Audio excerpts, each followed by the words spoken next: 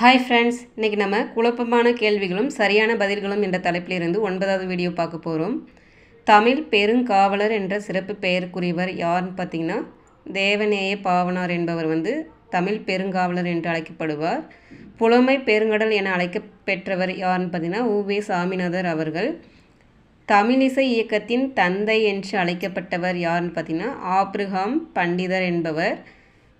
பண்டுவர் அப்படின்னா அதனுடைய பொருள் பார்த்திங்கன்னா மருத்துவர் என்பது. இப்போ இந்த 3 கொஷினுக்கு டிஃப்ரெண்ட் பார்த்துக்கோங்க ஃப்ரெண்ட்ஸ். அடுத்தது பார்த்திங்கன்னா, தத்துவ மீனலோசனி வித்துவ பால சபை என்னும் நாடக அமைப்பை உருவாக்கியவர் யாருன்னு பார்த்திங்கன்னா, சங்கரதாஸ் சுவாமிகள். சங்கீத வித்யா மகாஜன சங்கம் என்னும் அமைப்பை உருவாக்கி தமிழிசை மாநாடுகள் நடத்தியவர் யாருன்னு பார்த்திங்கன்னா, ஆப்ரஹாம் பண்டிதர் என்பவர் நடத்தியிருப்பார். அடுத்தது பார்த்திங்கன்னா, தமிழ் பதிப்புலகின் தலைமகன் என்று போற்றப்படுபவர் யாருன்னு பார்த்திங்கன்னா, சி.வை. தாமோதரனார் தமிழ் பதிப்புலகின்